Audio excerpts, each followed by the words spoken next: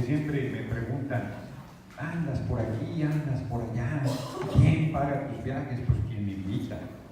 Así es que primero un agradecimiento a los compañeros, compañeras de Morena aquí en Dallas que han hecho un esfuerzo muy grande para que yo estuviera acá presente, a Raúl en particular, pero no solo a él, a Marbella, a todos los compañeros de Epifanio, a todos los compañeros, compañeras. Ya dije algunos nombres y luego dejo de decir algunos otros. Me disculpo si no ahorita me pasan la lista de todos los compañeros que participaron, que quiero agradecerles.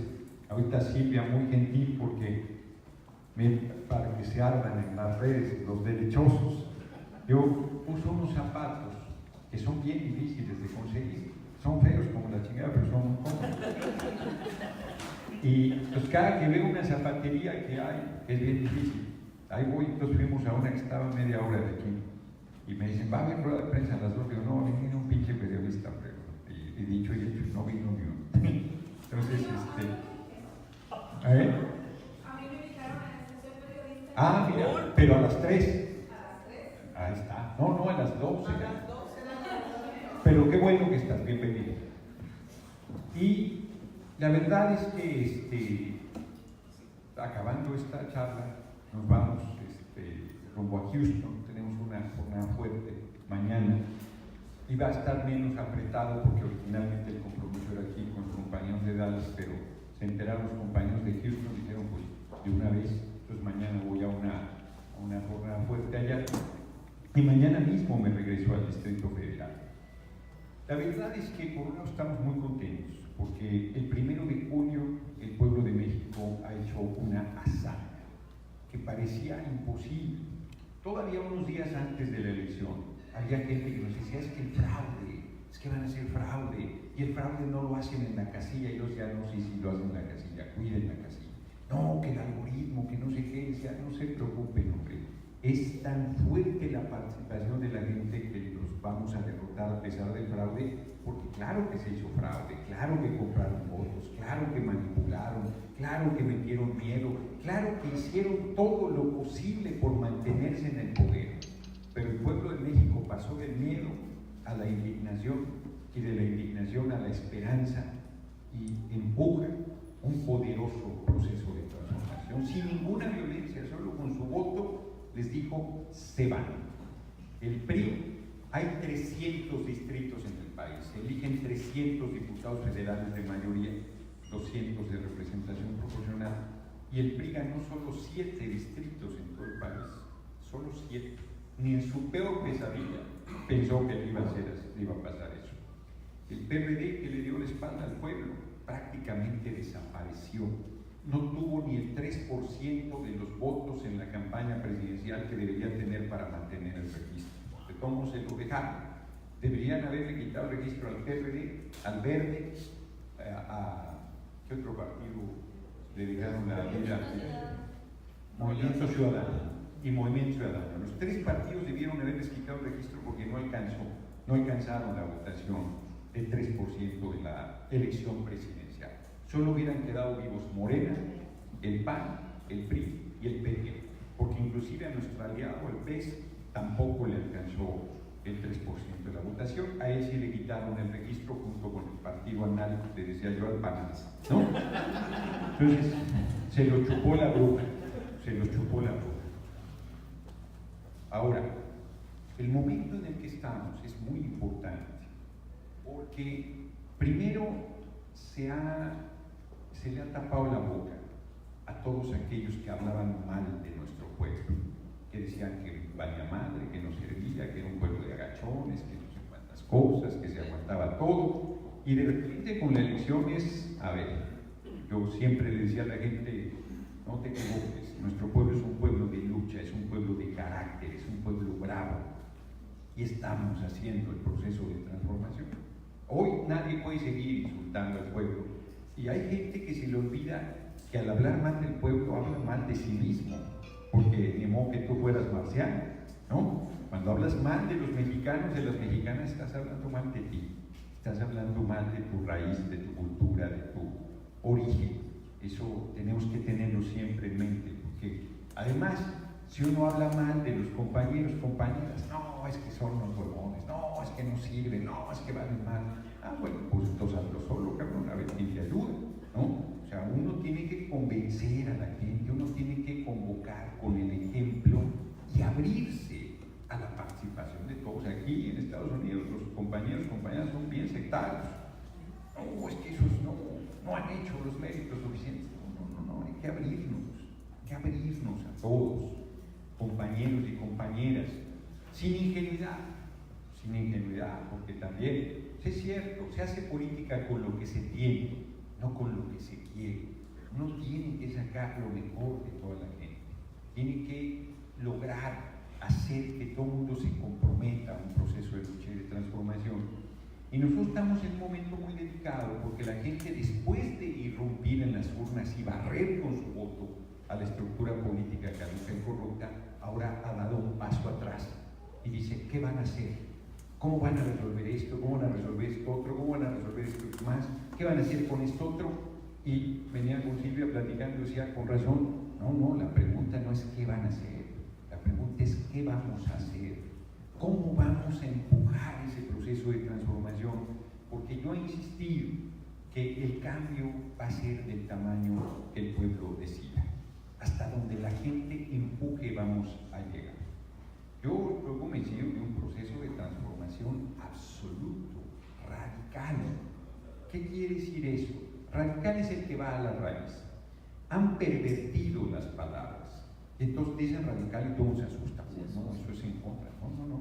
Radical es ir a la raíz. Me explico, tienes un cáncer, te doy un mejorar, no estás yendo a la raíz. El pinche cáncer ahí seguirá hasta que te mate. ¿No? Si operas, si estirpas, si sacas el cáncer, estás yendo a la raíz. Pero inclusive ahí tampoco. Tendrías que ir al origen que está generando ese cáncer. Y realmente a la raíz. Ya una operación es una cosa fuerte. Pero si vas al origen, entonces estás atacando lo que está generando el mal y no se vuelve a reproducir, ¿no? Que sea quizás que pues la alimentación, ejercicio, que tal, que cual, que no sé qué, que mejore el ambiente, hay una serie de cosas, bueno. Pero te pongo solo como ejemplo que el país está hecho un drama, es una tragedia lo que vive nuestra patria. Acaba de estar el secretario de Gobernación, Navarrete Prida, que uno tenía ganas de madrearme, la verdad, ¿no? Para decirlo claro, ni siquiera iba a intervenir. Fuimos diputados juntos, y no por eso, ¿no? Sí, ahora sí que todos los que han ido a todos me los he puesto en su lugar. Y eso también implica un desgaste. Y tú, con la compañera que iba a intervenir, le doy unos datos fuertes. No debes como funcionario público tener puestos de billetes de lotería. Y él tiene 100, dice. Tenía uno por lo menos ahí identificado. Entonces lo doy a la compañera para que en su intervención lo diga. Me dice, no, me dice, no lo han tocado, cabrón. Mejor interven tú, ¿no? Y entonces intervengo. Yo digo muy tranquilo. Ya vi la intervención y pues está fuerte, pues ni modo que lo felicite, ¿verdad? Pero tampoco es nada del otro jueves, es una intervención, ¿no? Y yo le decía al secretario, lo que nos indigna de ustedes es que vengan a hablarnos de un país que no existe. No quiero que reconozcan que es un desastre, pero no nos digan que está bien. Segundo país de periodistas asesinados del mundo. Los feminicidios, que es una cosa brutal, no es solo que maten a una mujer, sino que la matan con un nivel de bestialidad terrible. Mujeres que iban a trabajar, que iban a la escuela, que iban de compras, no regresan nunca más. Eso ha crecido de manera verdaderamente infame en nuestra patria. Los 43 normalistas víctimas de desaparición forzada, eso quiere decir que fue el gobierno el que los desapareció. Más de 200,000 desaparecidos, decía el secretario de Gobernación. No son tantos, son cerca de 200,000, pero tiene razón que la cifra no es importante. No, también la cifra es importante. 200,000, no debería haber ni uno. Es un drama el país, la violencia, la gente piensa que es su colonia, que es su barrio, que es su municipio, que es su ciudad, que es su estado, es todo el territorio nacional bañado en sangre desde que Felipe, el Sagrado Corazón de Jesús Calderón Hinojosa, se robó la presidencia. Sí se llama Museo Giancarlo. Entonces, la verdad es que, ¿cómo vamos a levantar eso? ¿No? Yo le decía aquí al secretario de Gobernación, porque me gusta traer la historia del país para hablar de las cosas que estoy hablando. Y entonces el tipo insensiblemente me contesta: les vamos a entregar un país de paz. Hijo de la chingada, ¿cómo te aguantas una cosa así? Es que la paz de los sepulcros, cabrón, igual que Porfirio Díaz. No, le dije, secretario, yo me la había llevado tranquila, pero no puedo dejar de decírtelo. Eres un patriota trágico como Miramón, le dije. Igual que Miramón, si hubieses nacido en el siglo XIX, serías juzgado por traidor a la patria y serías pasado por las armas. Porque lo que ha hecho esta gente es traicionar al pueblo, darle la espalda. No solo se han enriquecido al cobijo del poder, sino han rematado el patrimonio nacional y han burlado la responsabilidad que se les dio. Y eso ha permitido que avance un proceso de despolitización, donde la gente piensa que el problema son los políticos. Y el problema no solo son los políticos traidores al pueblo.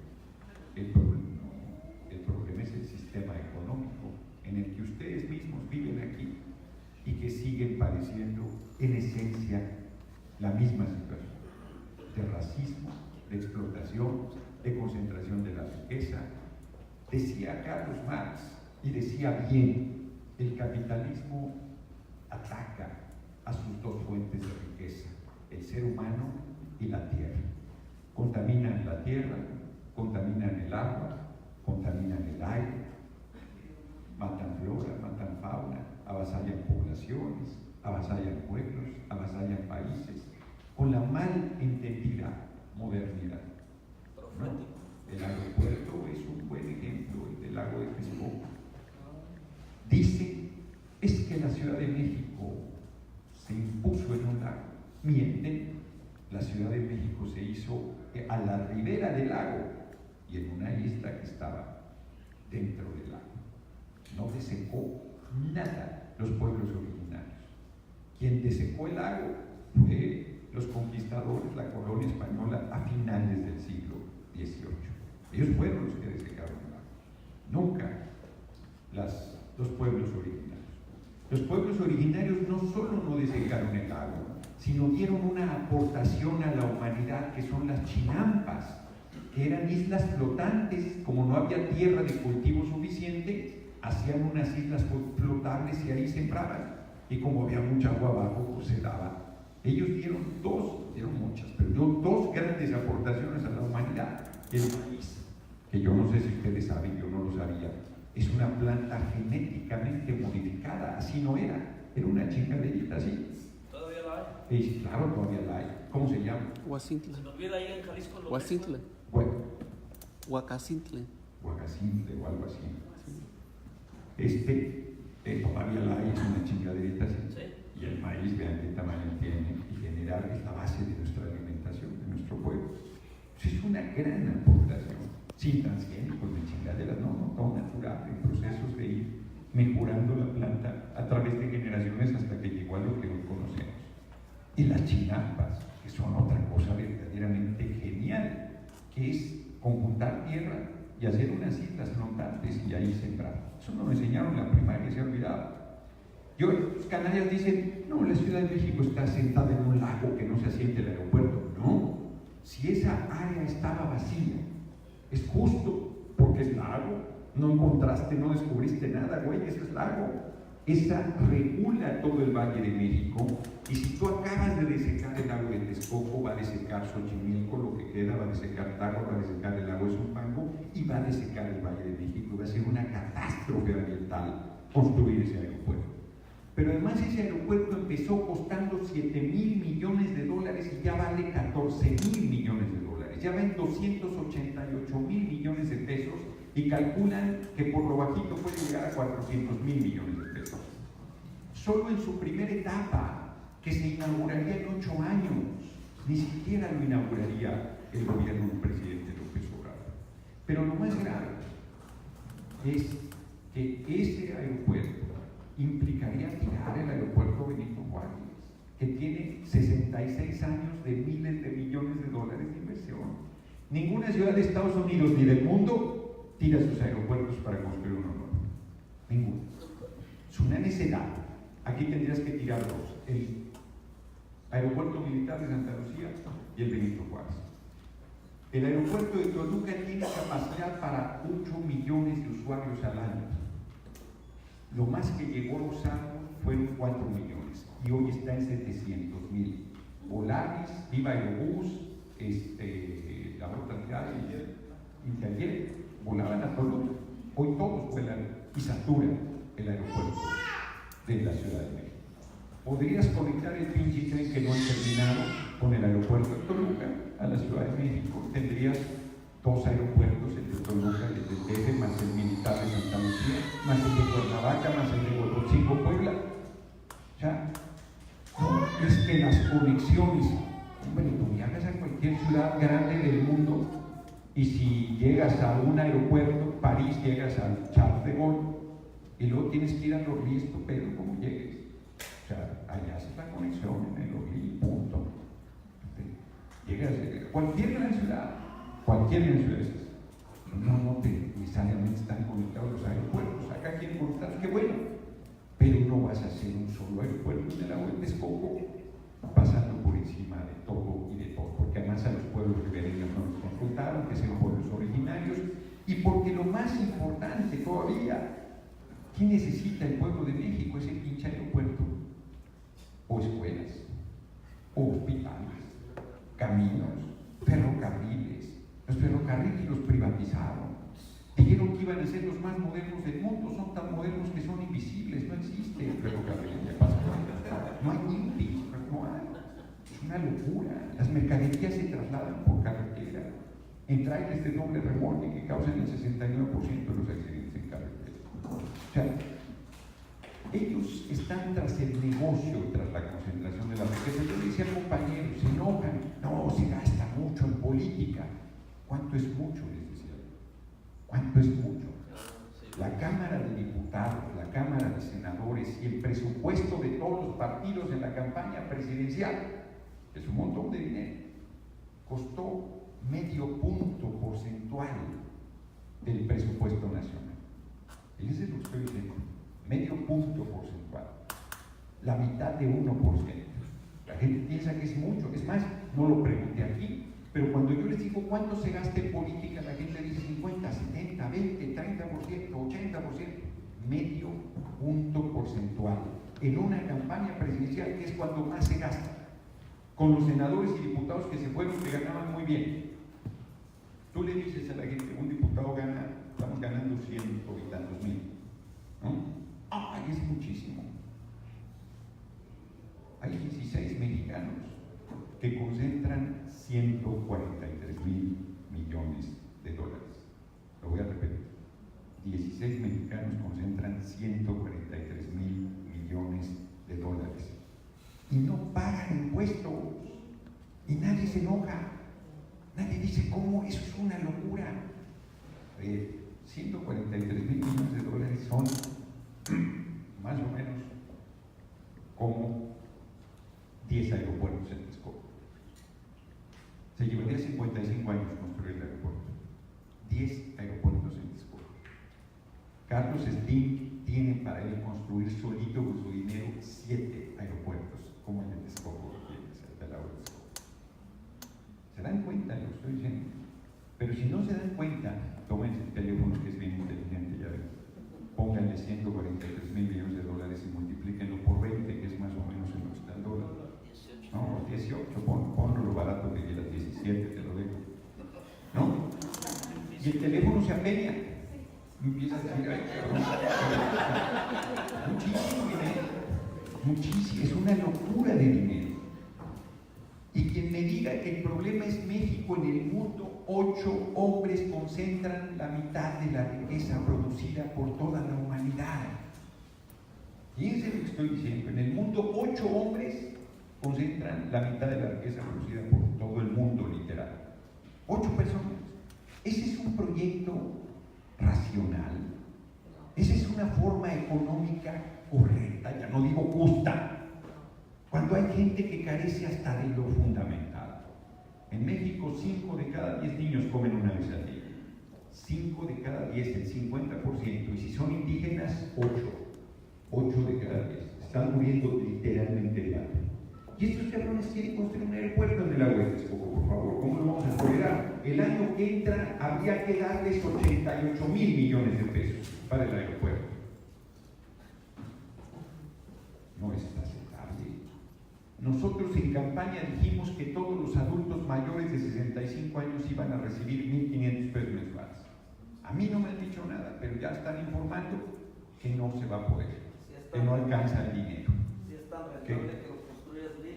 Sí, bueno, pero ni así, porque si es con su dinero, todo el mundo va a destruir el Valle de México, pero Slim no quiere, porque efectivamente no solo no es rentable, sino el mantenimiento se niegan a decirnos cuánto costará mantener ese aeropuerto.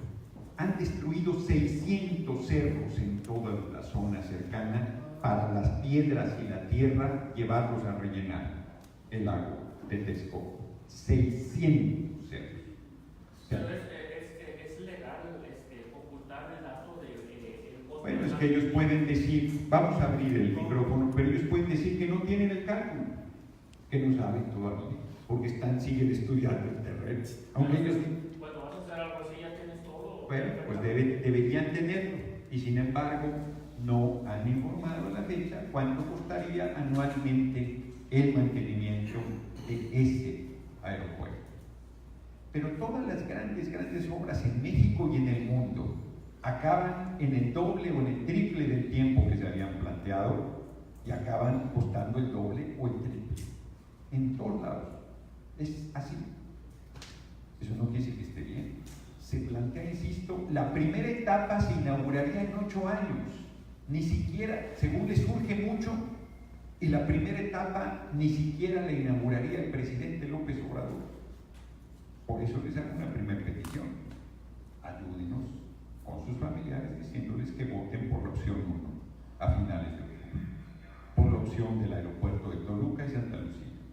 Que de ninguna manera voten por hacerlo en el lago de Texcoco, porque eso va en contra. Les decía yo, nos dicen que no hay dinero para darle a los adultos mayores de 65,500 pesos. Y eso costaría 9,500 millones. Y sí va a haber 88,000 millones. ¿Cómo va a ser?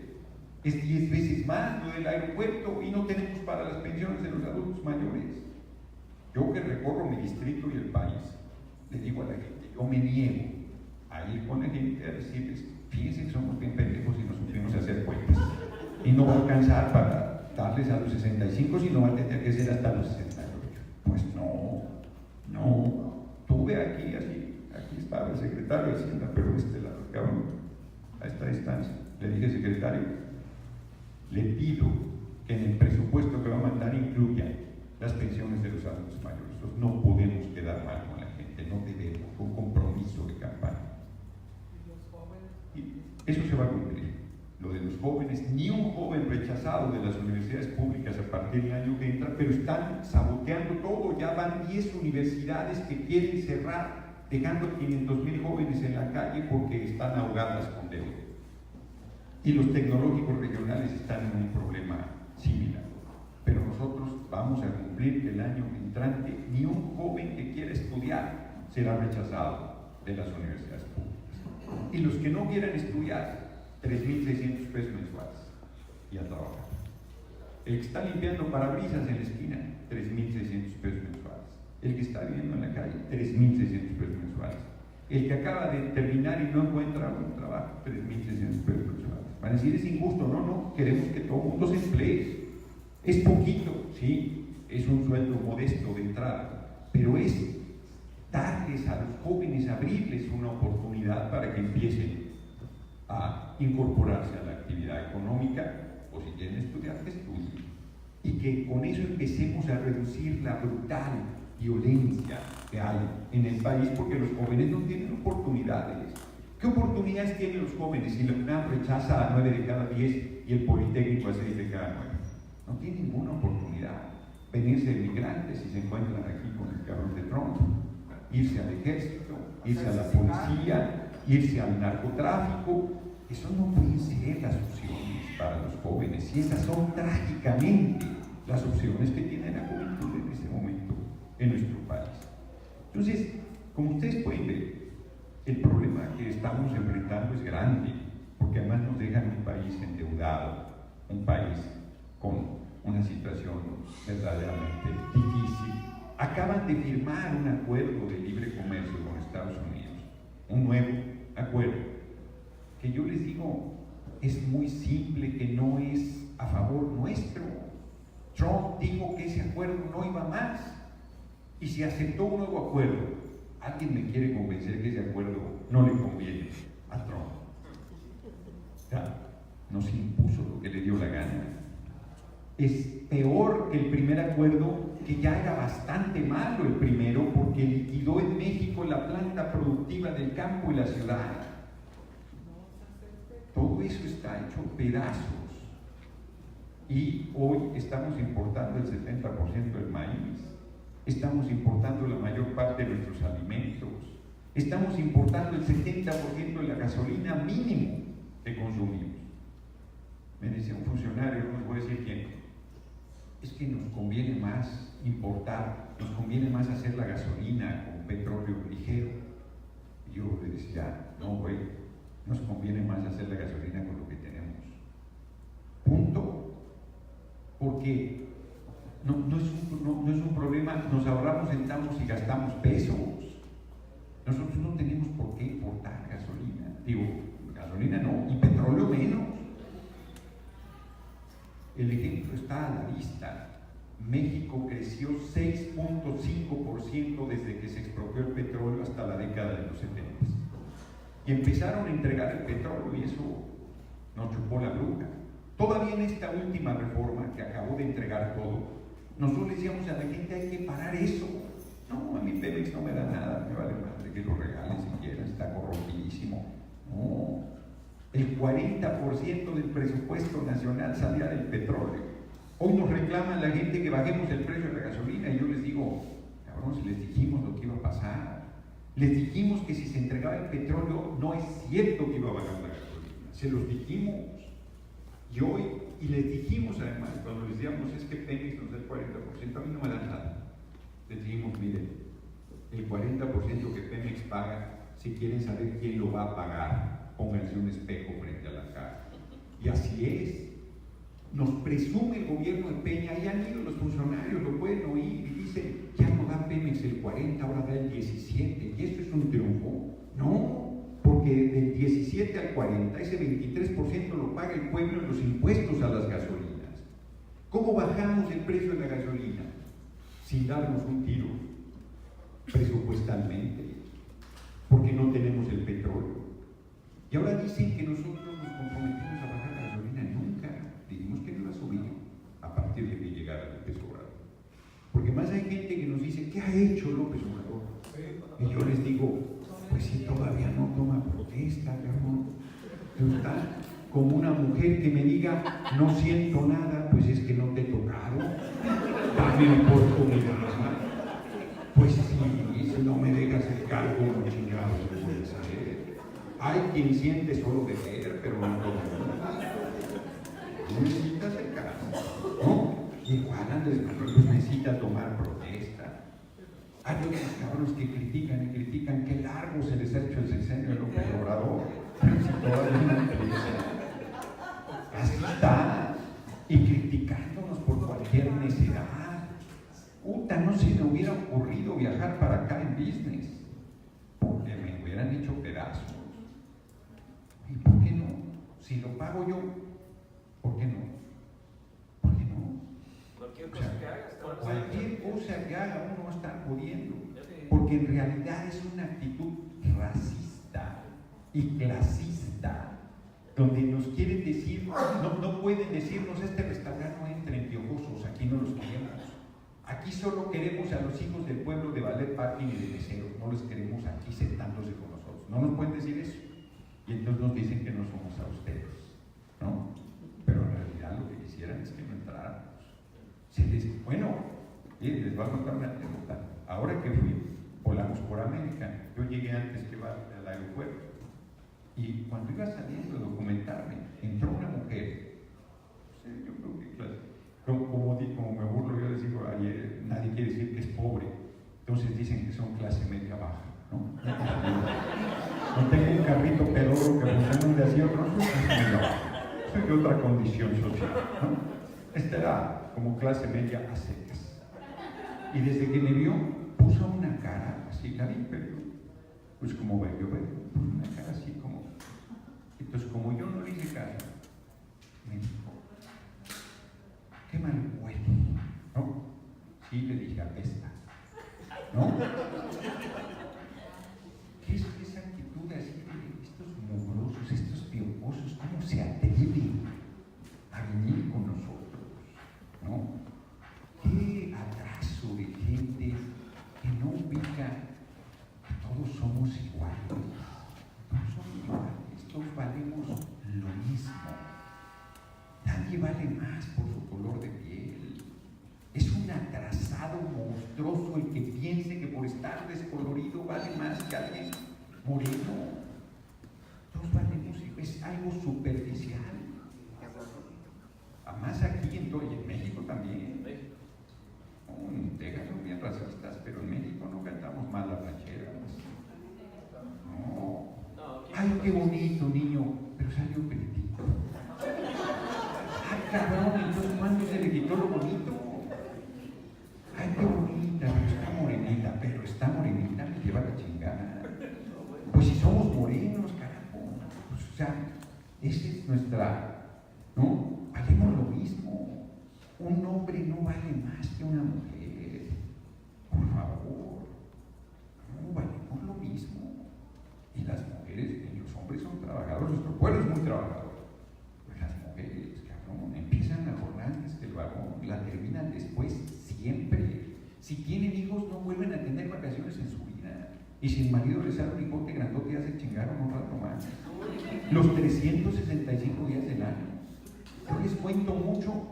Fui al otro día a dar una plática, una comida maravillosa, y a la hora de llegan la bebida, unos pinches refrescotes, ¿no? Unas cocotas, así, 2 litros. No, cabrones, les digo, no ponte esa chingadera, agüita de fruta. No, tenemos cocarita, no, o sea, tiene más veneno que una pinche víbora cascabel, no, agüita de fruta es lo que hacíamos nosotros, hombre. Y entonces me dicen las compañeras, es que no nos dio tiempo. Pues pongan estos huevones a hacer el agua. ¿Qué les cuesta cortar los pinches limones, exprimir y darle 2 pinches vueltas al azúcar? No se les cae un huevo, hombre. Tan sencillo que es eso.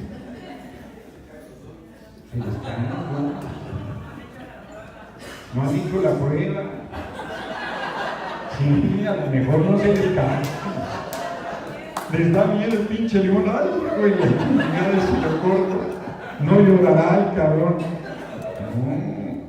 Sí, tenemos que ser solidarios y sacar las tareas. Nadie debe estar en los hombros del otro.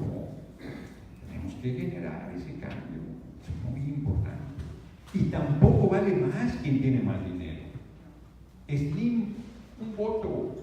El hombre o la mujer más pobre, un voto. Igual.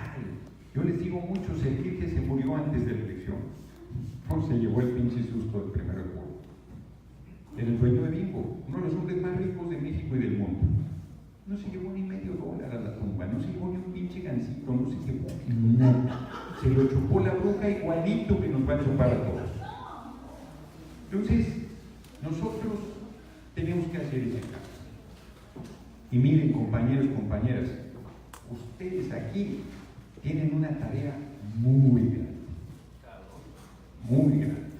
Y esa tarea es defender sus derechos. No es que manden dinero, no es que manden porras, no es que digan cómo le va, no, aquí. Vienen aquí diciendo que vienen de paso y aquí se mueren. Se va la vida aquí. Y uno siente que se va a regresar, que esto es temporal y temporal. Temporal la vida incluida. Ustedes tienen que lograr, nuestro gobierno los va a apoyar, pero ustedes tienen que lograr que nos traten como seres humanos en igualdad de condiciones, en respeto de su dignidad. Les decía en la estatua de Benito Juárez, léanse la pinche Declaración de Independencia de Estados Unidos, es un pinche pajarito así.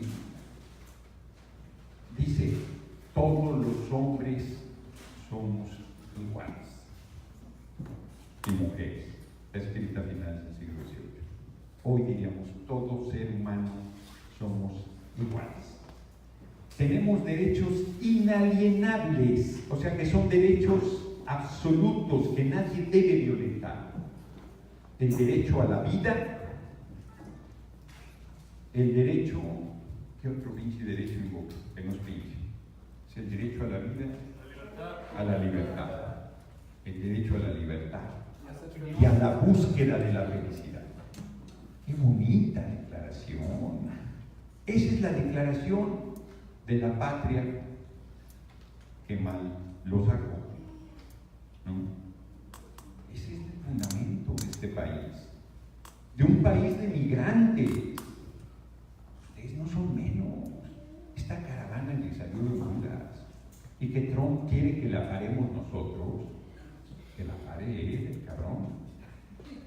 O sea, y como le ha dicho López Obrador, se para de manera muy sencilla. Dejen de madrear a Honduras, dejen de madrear a El Salvador, dejen de madrear a Guatemala, dejen de madrear a México, dejen de saquearnos. Se genera empleo en nuestra patria. ¿Quién chingado se quiere venir acá? Yo cada vez que vengo, cada vez me gusta menos, la verdad. Hay 2 o 3 ciudades que me gustan de acá, Nueva York, me gusta San Francisco, me gustan los parques naturales. Párale de contar, Bueno, conozco Nueva Orleans.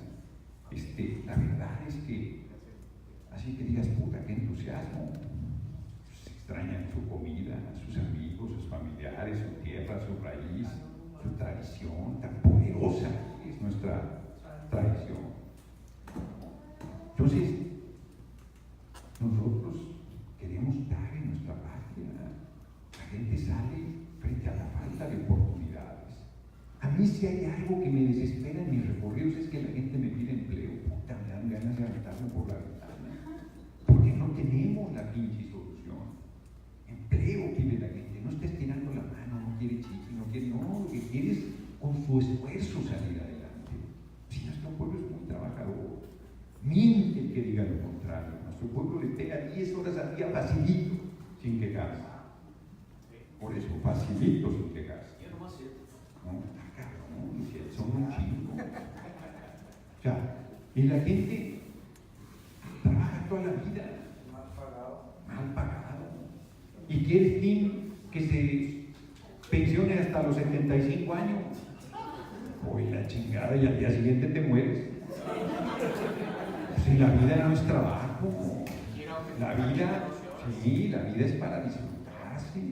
Uno vino aquí, miren, yo lo digo en todos lados, yo soy ateo, y entonces como a algunos les parece inaceptable, no, pues gracias a Dios, no, ni madre, yo no creo en nada, soy ateo, punto, no creo en nada, creo en el pueblo, creo en la gente, sin ingenuidad.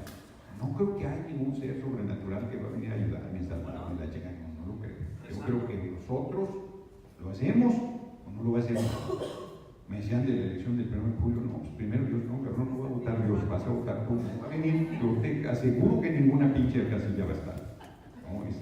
Y yo soy respetuoso, soy maldoso, soy respetuoso, yo vivo una familia, nuestro pueblo es muy creyente. Yo crecí con mi abuela materna, una india náhuatl, tenía 3º primario. Yo sé que hoy se dice indígena, y siempre digo india adrede, porque coloca con mucho orgullo. Mi abuela era una mujer sensacional. Una mujer no tuvo oportunidad de ir a la universidad, tuvo 3º de primaria. Una mujer cabrona, mucho carácter, nos sacó a los hijos y a los nietos. Y ella era muy creyente. Yo por más que traté de traerla al camino del bien, no se dejó, se murió creyente, no como ella, ¿no? Pero miren, les digo esto siempre, porque nosotros tenemos que arriesgar 3 cosas. Ustedes aquí, 3 cosas, y allá y en todos lados. El empleo. Poner en riesgo el empleo, por luchar, por sus derechos. Poner en riesgo la libertad. Y poner en riesgo la vida. Fíjense qué fuerte.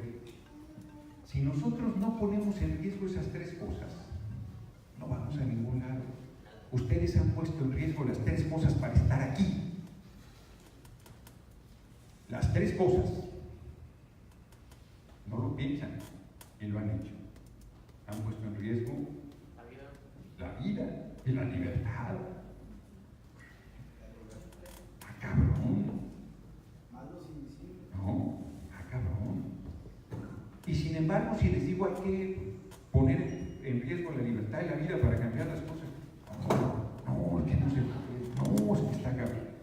Yo les digo, si yo que soy ateo no me quiero morir, ustedes que sí creen, ¿por qué les tienen miedo a la muerte? Si van a ver el rostro de la divinidad por la eternidad, ¿no? Que maldoso como soy, creo que debe ser como un orgasmo perpetuo. O sea, la verdad es que uno no debe temer, decía un gran creyente, un hombre muy grande, Martin Luther King, decía, era ministro y justo, y él decía que todo creyente tiene la obligación moral de combatir la injusticia. Yo sostengo que todo ser humano tenemos la obligación moral de combatir la injusticia, y más si somos nosotros los víctimas de la injusticia. ¿Por qué nos vamos a callar frente al atropello, frente al abuso, frente a la barbarie, frente a todas estas cosas? ¿Por qué nos vamos a callar? Pues justo nuestro silencio acaba haciendo daño, nos hace daño, porque nosotros sabemos que debemos haber alzado la voz. Nos pasa como una mujer, fíjense, este ejemplo nunca lo uso porque es muy fuerte, pero nos pasa como una mujer a la que violentan sexualmente. Siempre acaba sintiéndose mal porque piensa que en algún momento, no lo puede evitar, pero piensa que en algún momento se dio. Eso nos pasa cuando nos violentan, eso no pasa cuando nos atropellan. Acabamos sintiéndose responsables de lo que no es responsable, de un abuso, de un atropello, de una injusticia que a todos nos ha tocado vivir. Entonces nosotros tenemos que empujar en ese sentido. Y quienes viven, además aquí en Texas en particular, Texas fue un estado de México y nos fue arrancado mediante maniobras para incorporarlo a la Unión Americana. Y luego no se conformaron con eso y nos robaron más de la mitad del territorio en una guerra ilegal a mediados del siglo XIX. Yo insisto que hay un pueblo que se llama, un libro que se llama Heridas que no cierran, de un Chávez Salvo, que establece que México debería meterse a un litigio con Estados Unidos diciendo que estos son territorios ocupados y que mientras se resuelve el litigio, todo mexicano o mexicana que viva en estos estados está en su país y debe ser respetado plenamente en sus derechos. Y por lo tanto, ni siquiera estamos hablando de la migración, de la regularización, de nada. Estamos hablando de que son mexicanos que están en su país, están en su territorio y que tienen derecho, como lo tienen todos los estadounidenses, a la libertad, a la, ¿qué era mosquera? Ahora me estoy saltando la otra. Felicidad. No, a la búsqueda de la felicidad. Bueno, está enmarcado en la Declaración de Independencia de Estados Unidos. Y que en México, con Morelos, también se planteó que el pueblo tenía que tener derecho a la búsqueda de la felicidad en los sentimientos de la nación. Nosotros tenemos que construir terreno, un país donde nadie sufra por carencias económicas, donde ningún niño, ninguna niña trabaje, ni uno solo a la escuela y comiendo en la escuela, comiendo bien, con las escuelas de excelencia para que todo el mundo conozca sus talentos y los pueda desarrollar, que amen la lectura, que amen la historia, que amen el conocimiento, que amen la libertad, que amen su raíz, que no se sientan avergonzados de su origen, porque a veces nos pasa que nuestros hijos estudian y se avergüenzan del origen que tienen, cuando deberían sentirse orgullosos. Yo soy hijo de trabajadores y nunca me sentiré avergonzado del origen que tengo. Yo sé que debo servir al pueblo porque de ahí vengo. Entonces nosotros tenemos que hacer que la gente con esa conciencia, que nos unamos y que defendamos juntos nuestros derechos. Decía hoy hace rato allá en el estatua de Juárez, en el Parque Juárez, aquí a un lado, una compañera, un compañero, si los mexicanos en Estados Unidos pararan 3 días, paras Estados Unidos,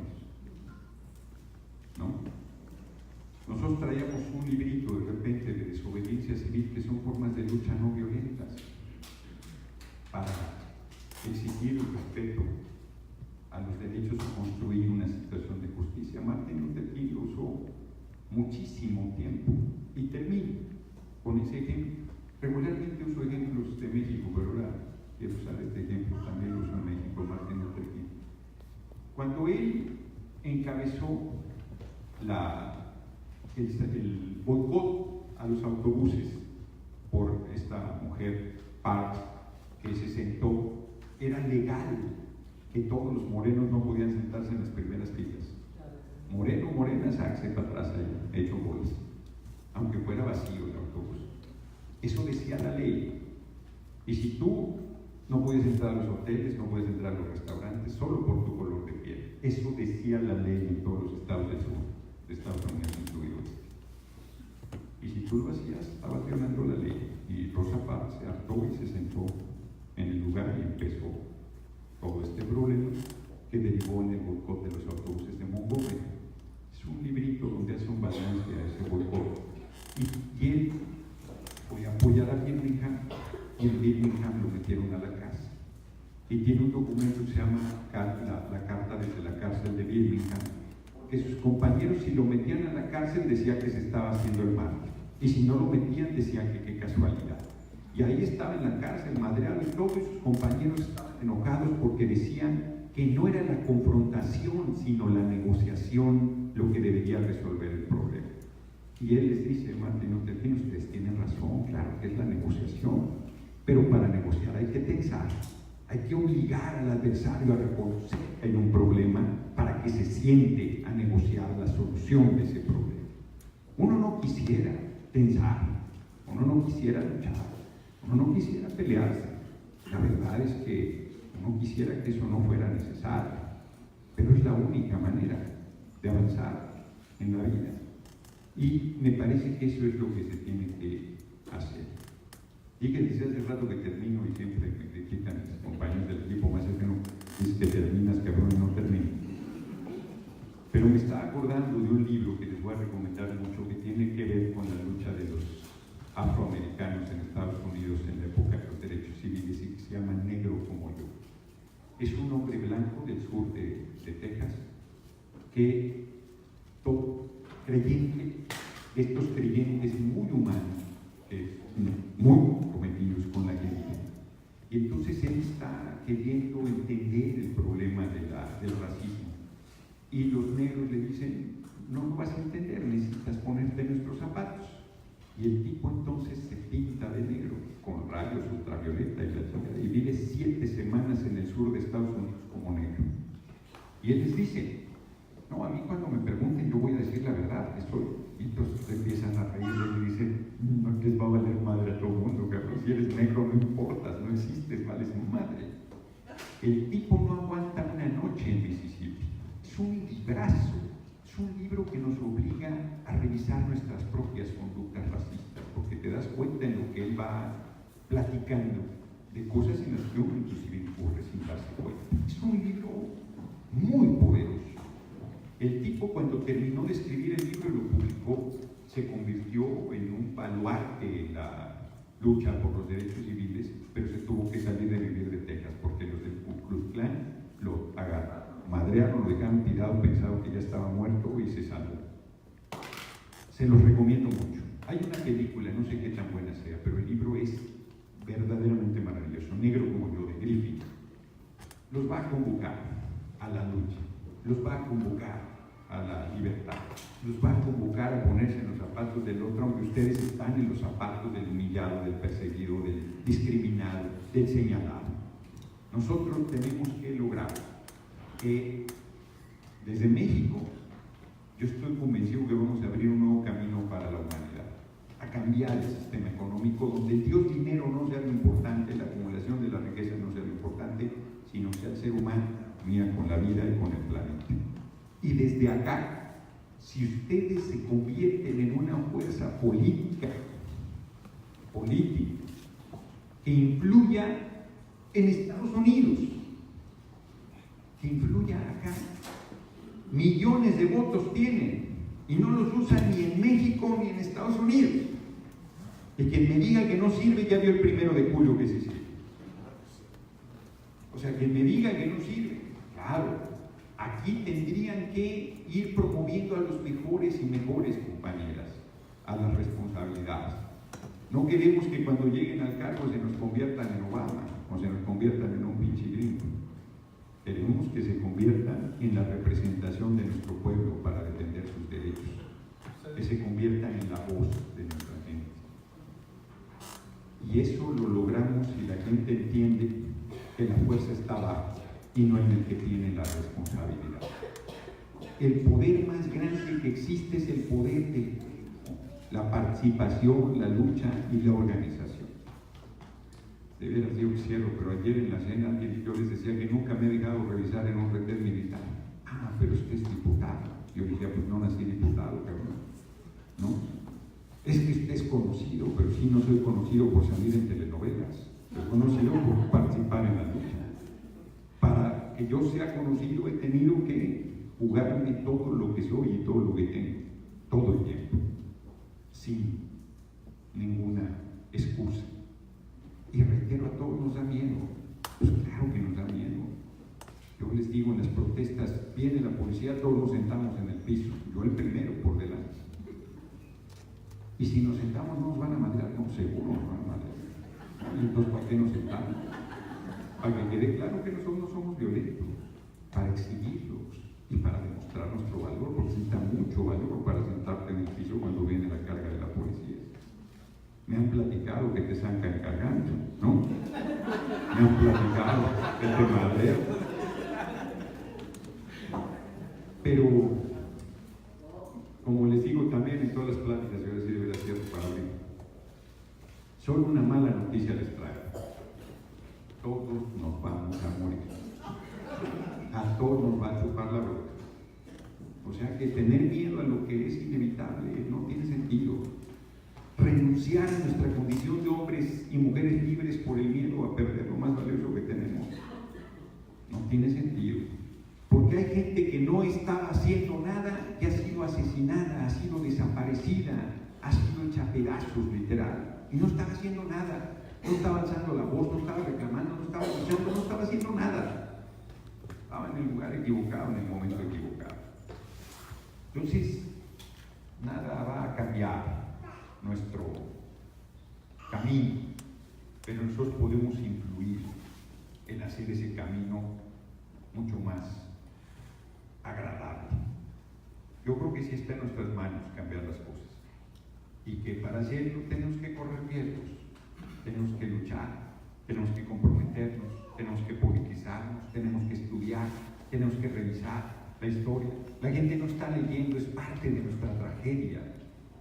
Si tú no estás leyendo, le crees todas las chingaderas que te dicen, radio y televisión, todas, te las comes todas, ¿no? Lo que te digan. Nosotros tenemos que hacer un ejercicio permanente, mental, y la lectura es muy importante. Así es que, compañeros, compañeras, yo pensé que iba a estar más chiquita la asistencia porque empezamos un puñadito y ya se compuso la... Es que, como siempre empieza uno tarde, la gente ya le habían dicho, no, dijeron que a las 3 el pinche diputado va a llegar a las 4, la chingadera va a empezar a 4:30, ¿no? Como en la mañana, pero en la mañana yo me disculpo porque la verdad es que habían quedado a las 11 y luego me dijeron a las 12 y a mí se me olvidó cambiar en la pinche la información. Entonces llegamos tarde. Vamos a abrir el micrófono, si ustedes están de acuerdo. Vamos a abrir, hay varias manos.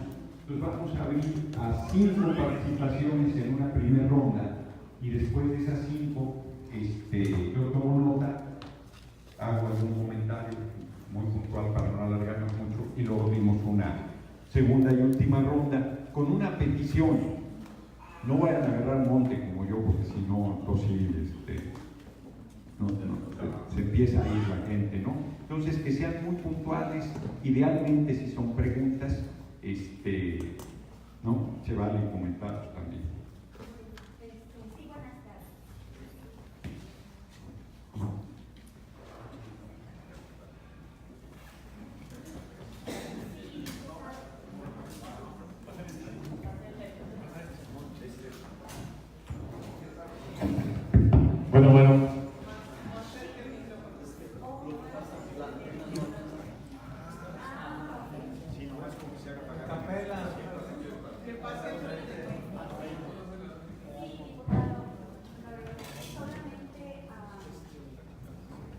¿Y cómo se va a combatir la corrupción en el Poder Judicial con los jueces? Eso es lo que no cambió, solo cambió el legislativo y el ejecutivo.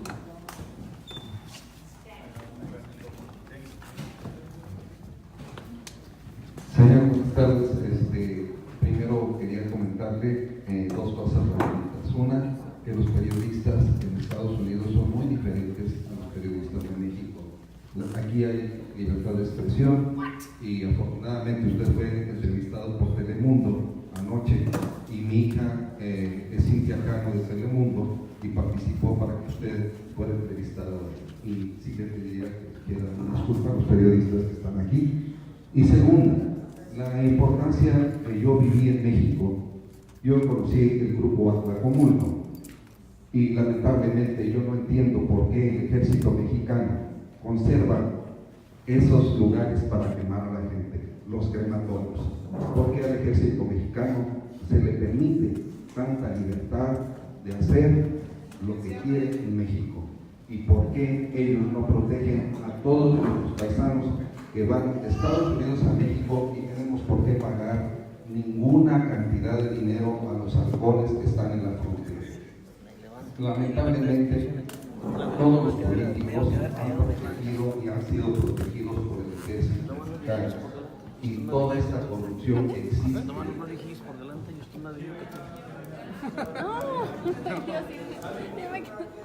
Yo no había abierto la boca, yo fui un hombre de 58 años y lamentablemente padecí la muerte del señor Colosio cuando él quería ser presidente. Y la corrupción empezó con el grupo Atlacomulco protegido por Carlos Salinas de Gortari. Al señor se le ha permitido nuevamente regresar a México. ¿Cuál es la pregunta? Infinidad de situaciones, tanto económicas como inmorales. Yo le pregunto a ustedes, ¿cómo pueden ustedes investigar al ejército mexicano? Porque yo estoy tan seguro que esos 43 fueron sacrificados en sus crematorios. Y todo el mundo lo sabe, menos la gente que se dedica a tratar de ser. Y otra cosa, en el Distrito Federal no hay una gobernabilidad. El eje 1 o el eje 2, donde está Tepito, está cerrado por todos los comerciantes. ¿Okay? ¿Cómo le van a hacer ellos? ¿Cómo le van a hacer ustedes? Gracias. Les pedimos por favor que sean breves en su participación, concisos la pregunta y pues bueno, ahorita tendremos la oportunidad de platicar un poquito con él directamente. Bueno, en primera, créeme lo que yo estoy bien orgulloso de nuestra representación que tenemos en México, contigo. Yo tengo años siguiéndote y la verdad es una felicidad que hayas venido aquí con nosotros, que yo sé que es dificilísimo, pero gracias por haber venido. Y también una de las preguntas que yo tengo es al respecto de que si el gobierno de México, como digamos ahorita, está veniendo, probablemente yo lo que siento es de que Estados Unidos, el gobierno de Estados Unidos está muy metido en el gobierno de México. Ojalá, ¿qué se podría hacer para que el gobierno de Estados Unidos, la DEA, no entre al gobierno? Porque tú eres una de las personas que estamos orgullosos de la forma que nos representas en el Senado. Ojalá y sea una forma de tratar de hablar en el Senado, evitar esto, que el gobierno se cuide. Esa es una de las preguntas, ¿cómo se podría esto evitar?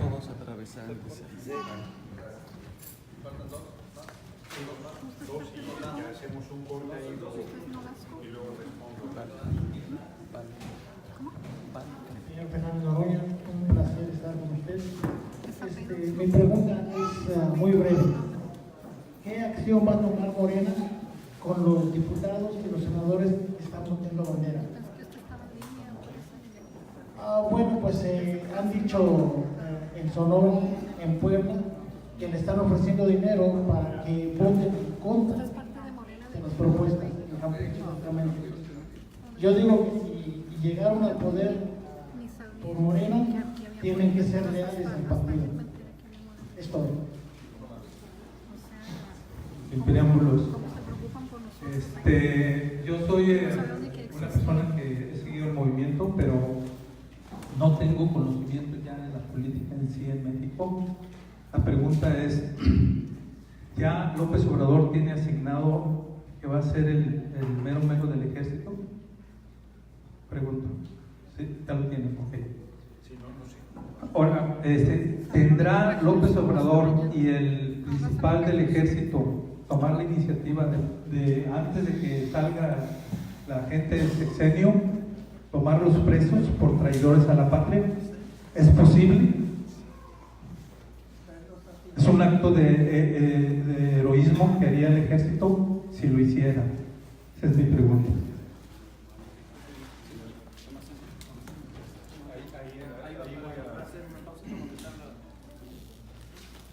Ahorita abrimos una segunda ronda. ¿Cómo se va a cambiar el poder judicial? La compañera tiene una pregunta que no he tocado en las pláticas informales, que es: se eligió poder ejecutivo, esto es presidente de la República, se eligió el poder legislativo, nos dieron casi 2/3, no nos dieron los 2/3, necesitamos aliados para la reforma constitucional, vamos a necesitar votos del PRI, del Verde, del PAN en algún caso, para tener los 2/3 que nos permita hacer las reformas a la Constitución necesarias, pero no se eligió el poder judicial. La gente nos pregunta, ¿van a meter a la cárcel? No depende de nosotros. De nosotros depende presentar las denuncias y hacer bien esas denuncias, pero meterlos a la cárcel no es responsabilidad nuestra, porque eso cae en manos de los jueces. Y el poder judicial en México está absolutamente corrompido y descompuesto. Yo estoy convencido que tenemos que rehacer el poder judicial, que si no hacemos eso no va a cambiar nada, y que parte del proceso revolucionario sin violencia que estamos llevando a cabo pasa por modificar el poder judicial. Yo creo que vamos a hacer, yo creo que tenemos que hacer una nueva constitución. Ayer lo platicaba con Porfirio por teléfono. Yo estoy convencido de restablecer la constitución del 17. Él cree que no, que se debe hacer una nueva constitución. Yo no estoy convencido de ello, pero todo eso tendrá que ir a un debate. Lo que sí estoy convencido es que la Cámara debe ser un Congreso constituyente para rehacer los 3 poderes y empezar a hacer cambios de fondo, me parece. Sobre el tema de que los periodistas son muy diferentes, no, en todos lados los periodistas son honorables o no, en todos lados. En México hay muchísimos periodistas honorables, el segundo país de periodistas asesinados del mundo. Se necesita mucho valor para hacer periodismo en México. Y lo que a veces son los dueños de los medios los que cambian, manipulan, tergiversan. Yo aquí lo que dije, no lo aclaré, lo aclaro porque no tengo por qué pedir una disculpa. Si yo hubiera dicho una cosa que fuera necesario, lo haría, no es un problema de arrogancia. Los compañeros me habían pedido que estuviera aquí a las 2 de la tarde para una rueda de prensa, y a las 2 no hubo ningún periodista, porque yo sabía que no, o sea, el sábado, la manera en que hace la convocatoria, una serie de cosas. La compañera periodista llegó a las 3, a la hora que iba a hacer la charla. Entonces no estaba yo mal de nadie, ¿no? Simplemente, en todo caso, hubo confusión en lo que yo estaba comentando. ¿Por qué se mantienen los crematorios en las zonas militares? No lo sé. Hay que revisar esa parte. Todo lo que tiene que ver con el ejército lo tenemos que ver con mucho cuidado, porque es un ejército surgido de la revolución, pero también es un ejército que se ha alejado del pueblo, se le ha utilizado para reprimir al pueblo. Yo estoy también convencido que la desaparición forzada de los 43 normalistas del ejército tuvo que ver en ella, y me parece que ahí la investigación y saber la verdad debe acelerarse. Y que todos los políticos hasta ahora que han gobernado han protegido al ejército y el ejército a ellos es real. Ha habido una relación de complicidad y esa relación se tiene que acabar. Sobre el tema y de que en el DF no hay gobernabilidad, claro que hay gobernabilidad. Que haya un desmadre en el eje 1 no quiere decir que no haya gobernabilidad. O sea, gobernabilidad quiere decir que el gobierno no existe, que es la ley de la selva, que no, es un desmadre en el eje 1.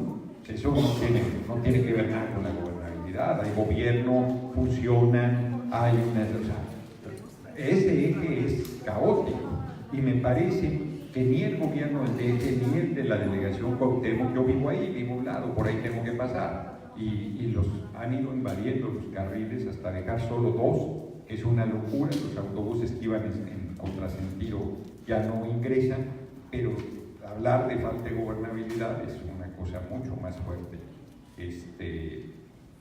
Ni siquiera ha llegado a niveles como, el compañero le preocupa el tránsito del eje 1, a mí también me irrita mucho. Tamaulipas hay muertos todos los días a lo largo y ancho de todo el estado, baño de sangre, secuestros, cobro de piso.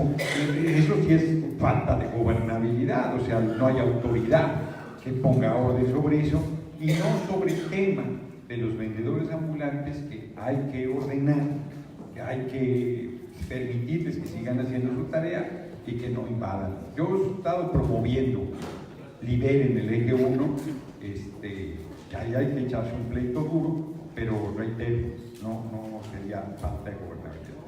Muchas gracias al compañero que plantea que se siente muy honrado de mi representación en el Senado. No más aclaro que no soy senador, soy diputado, ¿no? Tienen mejores condiciones los senadores económicamente hablando. La CIA y la DEA yo no creo que puedan estar en el gobierno de López Obrador.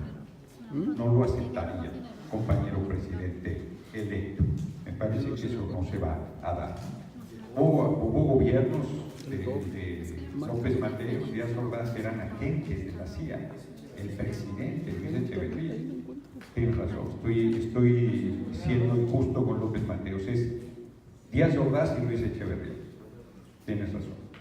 ¿Sobre qué acción va a hacer Morena con quienes traicionen? Pues deben expulsarlos. Nada más. Que le dé la espalda al pueblo, que no cumpla, que robe, que se alíe al gobierno en turno hay que expulsarlos, porque no se debe tolerar una situación de ese tipo. Y finalmente, si ya se resolvió quién encabezará la Secretaría de Defensa, no lo sé, pero ¿por qué el ejército tiene que tomar presos a quién por traición a la patria? No le corresponde al ejército. Lo menos que quiero yo es que el ejército se meta en nada. Lo que quiero es que se regrese a los cuarteles, que haga su función militar y que haga su función de apoyo frente a desastres causados por las fuerzas de la naturaleza, pero yo no quiero que el ejército nos resuelva nada. Empieza a meter al ejército y luego a ver cómo lo regresas a los cuarteles, que es el problema que tenemos después de 12 años con el ejército en las calles, y la situación de inseguridad no solo no se resuelve, sino se incrementa, ¿no? Entonces, yo creo que hay que hacer que el ejército retome su espíritu nacionalista, revolucionario, que sirva a la patria y que no se meta en asuntos políticos de ninguna manera. Reitero, el problema no es tomar presos, no necesito el pinche ejército para tomar preso a Carlos Salinas de Gortari, necesito que el juez verdaderamente haga lo que tiene que hacer, ¿no? La Fiscalía de entrada, Procuraduría, todavía con el nombre que tiene la PGR, de entrada que haga bien su averiguación y luego que actúe el juez. Yo les pongo el ejemplo de Chihuahua. En Chihuahua, el gobierno en Corral ha hecho todo bien para meter a la cárcel a César Duarte y no lo meten a la cárcel, porque no es un tema de la Procuraduría o de la Fiscalía, sino es un tema del Poder Judicial y sus altos niveles de corrupción y de complicidad con el gobierno de Pedro, ¿no? Vamos a abrir una, híjoles, que hay como para 3 rondas la chingadera, ya párenle ahí a seguirse formando, si no, porque nos tenemos que ir a Houston, entonces no hemos ni comido, creo que nos vamos a echar una hamburguesa caminera y además van a tener que darme chance de ir a hacer una escala técnica rápido y regreso.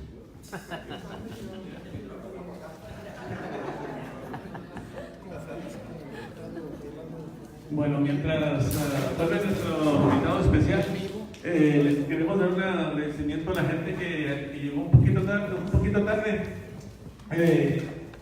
y también hacerles algunas invitaciones. El cambio verdadero en México lo vamos a hacer todos. Es una labor del pueblo de participar todos y cada uno de nosotros. Tengamos en mente que Andrés Manuel y Morena, el Movimiento de Regeneración en México, pues van a poner su granito de arena, pero al final del día somos todos los que vamos a hacer ese cambio. Aquí en el exterior, en Dallas, Texas, tenemos el compromiso de seguir sembrando la semilla del cambio a través de diferentes métodos. El periódico de Regeneración lo estuvimos repartiendo, pero de México nos informaron que es muy costoso, entonces nos van a estar compartiendo el periódico Regeneración vía digital. Si ustedes están al tanto de la página Morena Dallas, ahí van a poder encontrar la información. Vamos a estar compartiendo el periódico de Regeneración cada mes, es bimestral, cada 2 meses que salga en México. Vamos a estar tratando de hacer actividades, invitar a personas que luchan a favor del pueblo. Tenemos en la mira a John Ackerman, que es el encargado de la capacitación política en el exterior. Tal vez allá por enero o febrero estén al tanto, lo vamos a invitar, vamos a empezar a hacer cursos de capacitación política, vamos a envolvernos y vamos a ver diferentes maneras en que vamos a poder ayudar a nuestra querida patria desde aquí del exterior. En las próximas fechas también estamos buscando crear un foro migrante aquí en la ciudad de Dallas, donde teníamos pensado invitar a varios diputados, al senador Héctor Vasconcelos, que es el encargado de Relaciones Exteriores, y al padre Solalinde y algunas otras personalidades. Entonces vamos a estar al pendiente para seguir teniendo este tipo de eventos.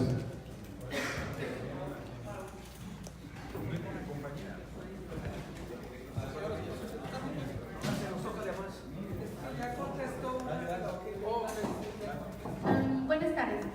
Yo son dos preguntas. La primera es acerca de lo que el presidente electo prometió en campaña, que era que aparte de que las personas, los adultos mayores, obtuvieran pues su pensión, así una remuneración, también las personas con discapacidad. Son un grupo muy vulnerable en México, yo he trabajado con ellos. El gobierno no tiene la capacidad para trabajar y darles servicios de salud y tampoco de integración. Hace falta mucha cultura hacia este grupo vulnerable en nuestro país. Y la siguiente es también acerca de que ahorita, pues sí, nuestro presidente nos ha dicho que él no quiere seguridad y todo eso, pero como se están viendo las situaciones actualmente, no sé si dentro de la Cámara se pueda hacer una propuesta o algo para que también se resguarde pues su seguridad, porque al final de cuentas nos está representando a nosotros, el pueblo.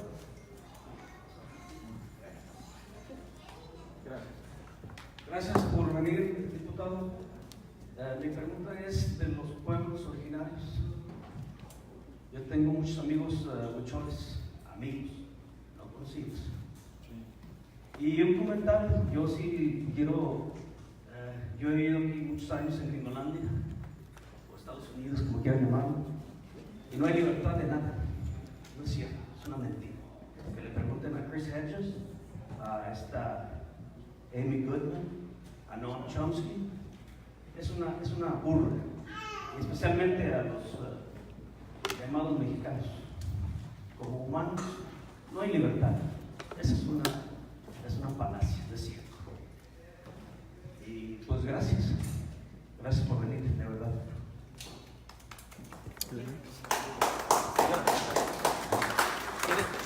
Si yo quiero, tomo su lugar, ¿no quiero hablar? ¿Me lo da? Poquito, nomás poquito. Primeramente, bienvenido aquí a la ciudad. Acérquese más para que se escuche. El micrófono. Acérquese más para que se escuche. No, acérquese más el micrófono.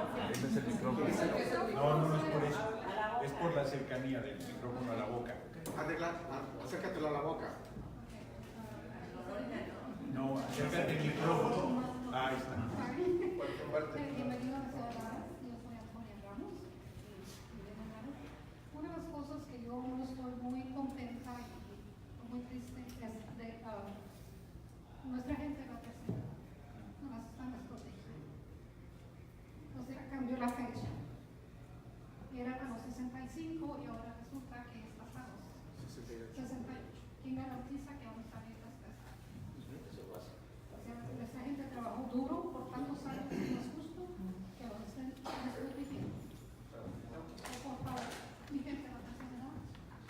jóvenes nativos indios también, que los protejan, también han estado por mucho tiempo protegidos. Son seres humanos y merecen vivir.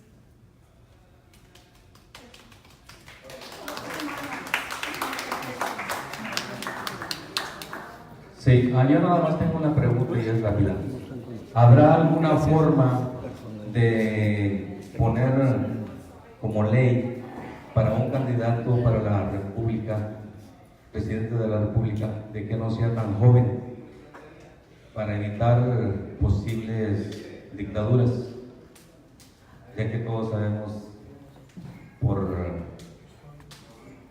historia qué es lo que sucedió con presidentes tan jóvenes. Es todo. Buenas tardes, diputado. Mi nombre es Carlos Domínguez, yo estoy aquí por el tema de la libertad de expresión. Soy hijo de un periodista de Nuevo Laredo, Tamaulipas, que fue asesinado el 13 de enero. Ella me puso en contacto con alguien en su grupo. Después del homicidio de mi papá, yo decidí exigir al gobierno de Enrique Peña Nieto y del gobernador del estado de Tamaulipas justicia por una cuestión importante. Mi padre se encontraba haciendo una investigación sobre empresas fantasmas que una autoridad en Tamaulipas utilizó para sustraer dinero del municipio de Nuevo Laredo. Descubrió una red en Monterrey. Desgraciadamente ya no la pude publicar, pero yo me encargué de publicar la investigación en los medios que me abrieron las puertas. Por ese motivo, la persona a la que se le acusa directamente de peculado me amenazó de muerte, por lo que en febrero tuve que venirme a exiliar aquí en Estados Unidos. Yo ya me cansé de tener miedo. Ya me cansé de tener miedo, como dijo usted, a morir. Como quiera, vamos todos para allá. Me dolió mucho mi papá.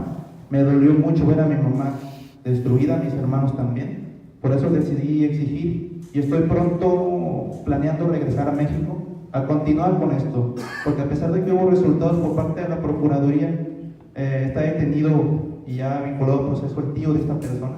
Esta persona está escondida aquí en Estados Unidos. Tengo entendido que está en San Antonio.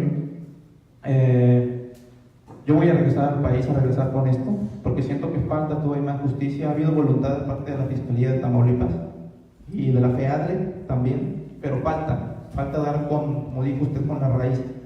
Mi pregunta es, ¿qué piensa hacer usted o el régimen que viene con las víctimas de este tipo de homicidios, de este tipo de crueldad, porque lo mataron de 24 puñaladas dentro de su carro, mi papá, con mi cuñada y mis dos sobrinos dentro del carro, en la zona céntrica de Nuevo Laredo, y nadie dijo nada? Se aplicó una ley mordaza en Nuevo Laredo, pero yo fui hasta la Ciudad de México, estuve con Loret de Mola y con Ciro Gómez Leiva en vivo, quienes me recibieron, me dieron espacio. Pero ¿qué va a hacer? Porque hay una total y completa desigualdad o como que nos ignora, porque no ha habido un solo político en México que me garantice que yo puedo regresar a continuar con esta lucha sin que me asesinen. No tengo miedo, yo no voy a tener miedo, la verdad. Yo estoy planeando regresar, pero quiero que alguien me ayude para que no me asesinen y no pueda ni siquiera dar el primer paso en esto, porque quiero justicia por mi papá. Es todo.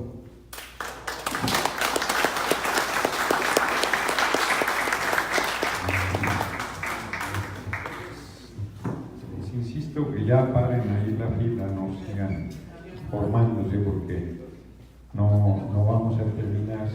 No sé si habrá una tercera, igual y sí han sido muy breves, pero ya que sea esta ya, ¿no? Porque tengo que salir a Houston, si no, no tendría problema. A ver, tiene razón la compañera sobre los discapacitados, es un sector de la población vulnerable que ha sido dejado de lado. Se va a mantener el apoyo de 1.500 pesos, ya no veo la compañera, se me movió, pero... mira, estoy aquí, tengo enfrente, no te veo. Tienes razón, se va a mantener ese apoyo de 1.500 pesos mensuales, pero no es suficiente el apoyo económico. Se tiene que ver el asunto de educación, de atención médica, de todo. Bueno, además la gente, igual que todos, como son los mexicanos, no está estirando la mano, lo que quiere es poder trabajar en las cosas que ellos también pueden realizar, porque que tengan discapacidades no quiere decir que no puedan ser productivos y que no puedan ayudar en el proceso proceso de construcción del país y además hacerse cargo de sí mismos. Entonces, sí es un tema que tenemos ahí con mucho compromiso. Sobre el tema de la seguridad de López Obrador, están en la ciudad en que fue asesinado el presidente de los Estados Unidos, John F. Kennedy, y tenía todo el aparato de seguridad, ¿no? O sea, no es un tema de seguridad en cuanto al aparato. Obregón fue asesinado en una comida con 50 generales, todos estaban armados, su escolta estaba armada, Obregón estaba armado y lo mataron. Porque como decía Obregón, cuando alguien decide cambiar su vida por la tuya, ya no tienes opción. Andrés Manuel va a tener 20 personas vigilándolo, lo decidió después de algunas presiones que ha habido para que tengan seguridad, pero a mí me parece que cuando, o sea, si van a... Bueno, sí, o sea, no hay manera, no es un tema que tenga que ver con tu voluntad. Sobre la siguiente pregunta de los pueblos originarios, pues sí, nosotros estamos en la idea de rescatar los derechos de todo el pueblo y de los pueblos originarios en especial. Y sobre la crítica que no hay libertad en Estados Unidos, también tendrá un matiz. Hay cierta libertad, cierto ejercicio, pero efectivamente hay atropello, violación de derechos, racismo, superexplotación. Yo les decía, se critica mucho a México y de repente nuestros compañeros y compañeras no se dan cuenta de las fuerzas que hay en México, su raíz cultural e inclusive sus instituciones con todo el deterioro que hay. Dirán misa, pero en México hay seguridad social. ¿Eso qué quiere decir? Tienes un accidente, te operan, tienes un accidente, tienes una necesidad de una operación, no te cobran un centavo. O sea, no importa si eres rico, si eres pobre, si eres medio adinerado, igual recibes la atención médica que acá en Estados Unidos no existe. Ahí está el documental de Moore que se llama Psycho, ¿no? Donde demuestra la absoluta fragilidad, por decirlo suave, del sistema médico estadounidense y de la educación, y se diga. En México hay educación superior, pública, laica y gratuita. Aquí eso no existe, es verdaderamente costosísimo tener una formación universitaria. Solo por poner dos ejemplos. Bueno, en México una persona, un ciudadano, un voto.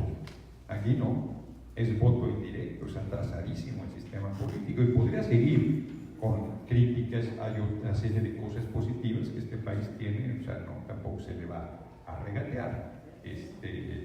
Como cualquier país o persona tiene sus fuerzas y sus debilidades.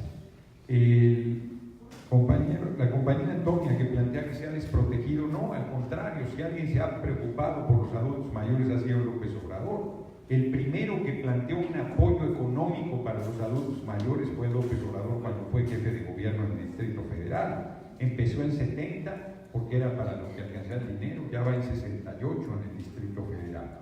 Es cierto, aquí lo dije al principio de la charla, que la promesa de campaña de que se les iba a dar un apoyo a partir de los 65 años está siendo modificada a 68 porque no alcanzan los recursos, y yo en lo personal y la fracción del Partido del Trabajo está presionando enormemente para que se cumpla el compromiso de que sea a partir de los 65 años. Pero en realidad, yo les pregunto, aquí en Estados Unidos tiene una pensión a partir de qué edad, seré curioso yo. A partir de los 62. A partir de los 65. Bueno, pongamos que sea 65. Pongamos que sea 65. Pero si son indocumentados, entonces no les toca nada. Pues son chingaderas, porque aquí han trabajado, aquí han vivido, aquí han aportado, aquí han dado a la riqueza de este país, y sin embargo no se tiene ningún derecho. Por eso vuelvo a insistir que ustedes tienen una lucha muy grande por delante para hacer valer sus derechos.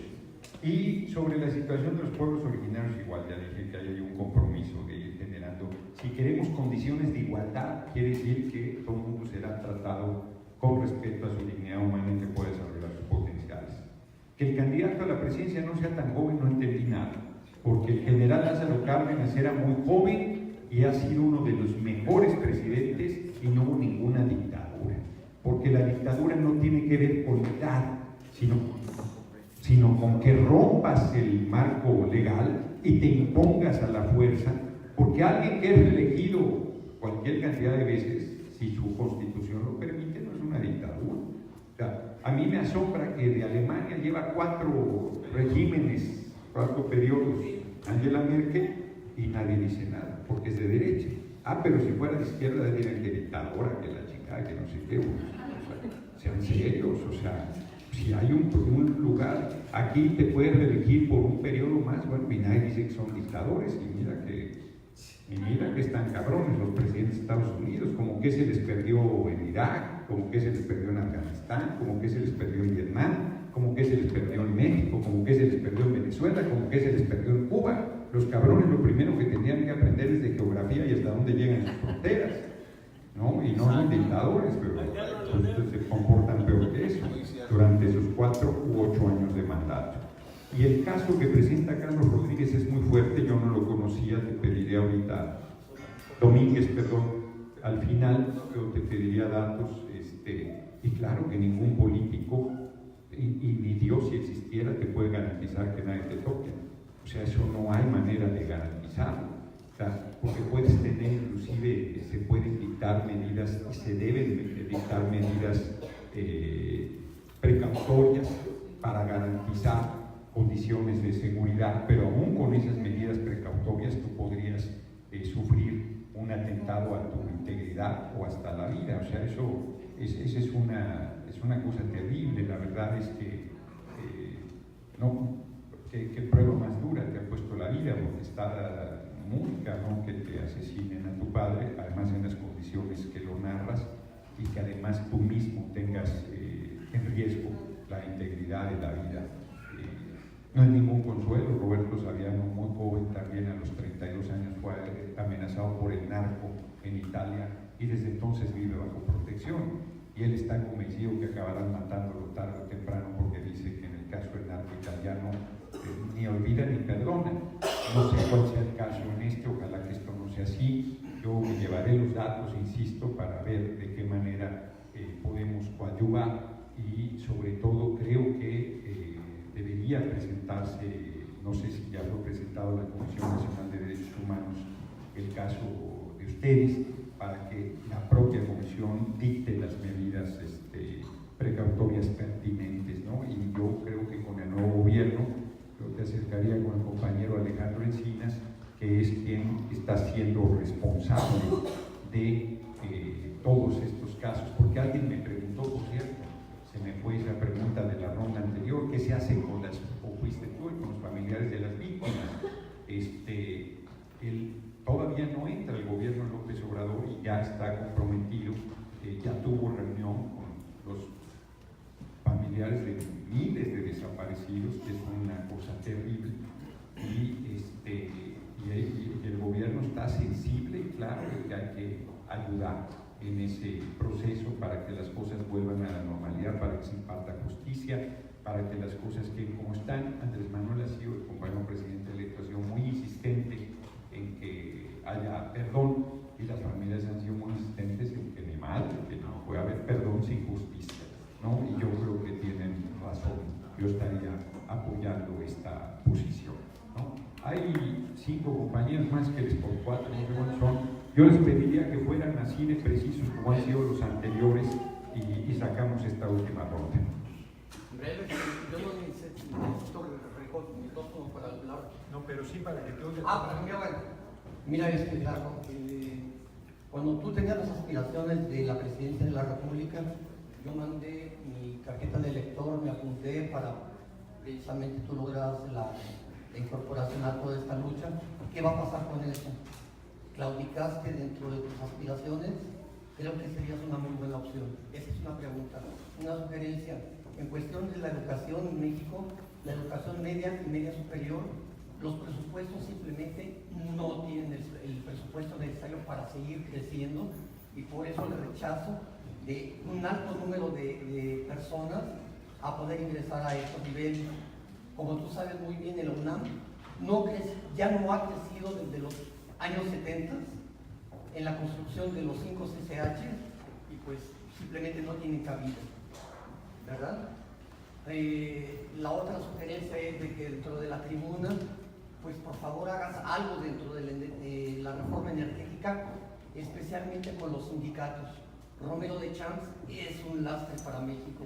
Se tiene que hacer algo, tienen que presionar en que, pues como tú dices, ponerlo enfrente de un pelotón de fusilamiento porque no merece otra cosa que ganar.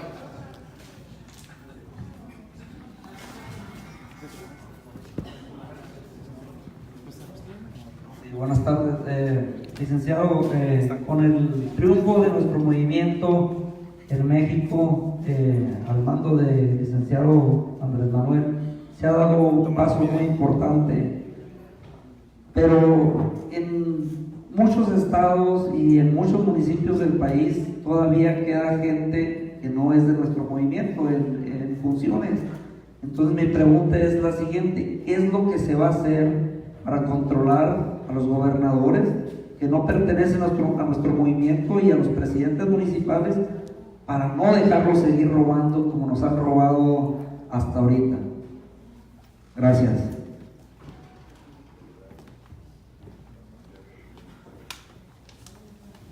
Buenas tardes, diputado. En mi mente tengo varias preguntas, pero solamente creo que voy por la que más me interesa. Yo vengo de un pueblo que se llama Salto de Cuautitlán, en Jalisco. Tenemos un problema bien grave ambiental allá. El río Lerma-Santiago, la cuenca del río Lerma, está causando grandes problemas. Hay gente que tiene cáncer, que está muriendo de eso. Mi pregunta es: ¿qué va a hacer el gobierno en cuestiones ambientales y ecológicas? ¿Qué es lo que se va a hacer? Gracias. Gerardo, bienvenido a la ciudad de Dallas, en Fort Worth, y queremos agradecerte tu presencia. Mira, Gerardo, nada más por tu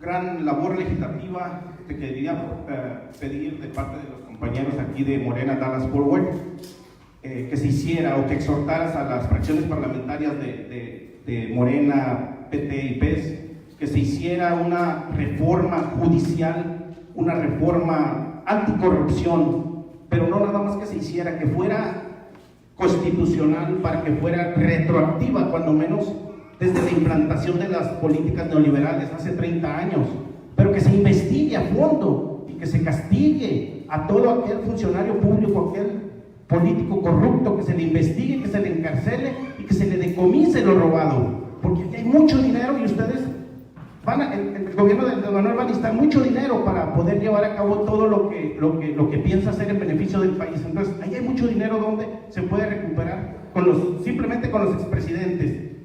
Te pedimos desde lo más humilde de nuestros corazones que tú seas la persona que encabeces esa comisión en el Congreso, por tu valentía, por todo lo que representas, Gerardo. Gracias.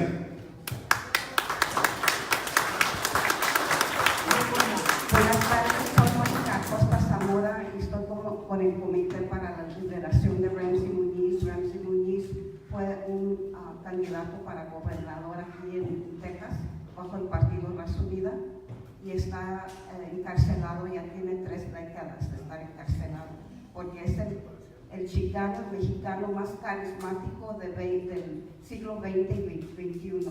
Está muy enfermito, está en oxígeno. Y le quiero dar las gracias a Morena, a los de Morena de Oklahoma, que subieron un video de Ramsey en California, porque es muy bonito que nos estemos apoyando los chicanos y los mexicanos. Muchas gracias.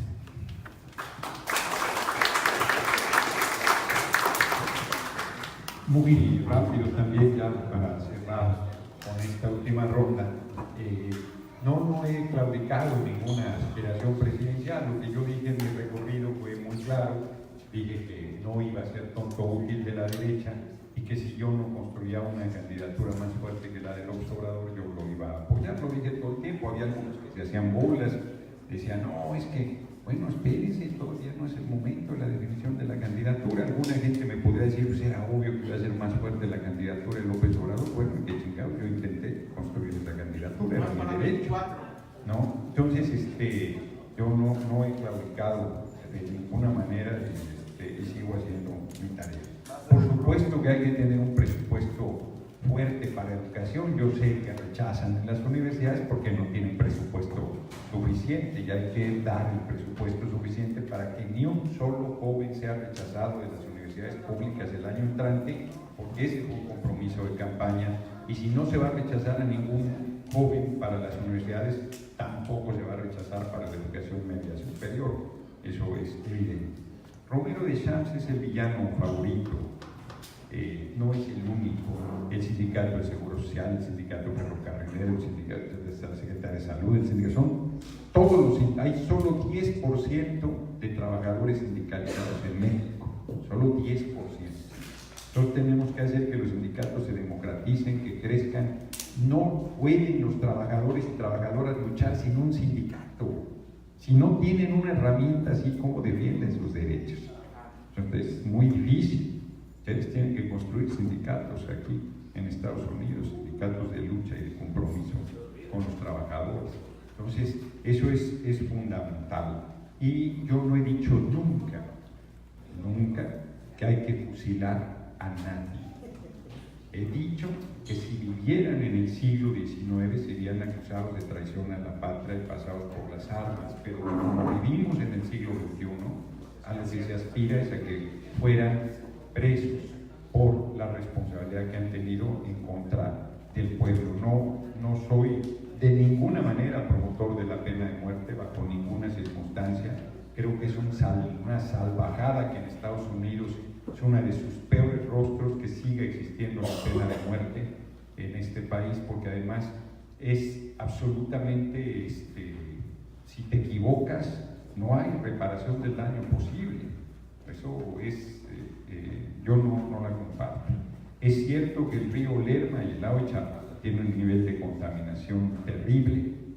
Es uno de los grandes problemas. Yo les digo, el capitalismo ataca al ser humano y a la tierra, sus dos generadores de riqueza.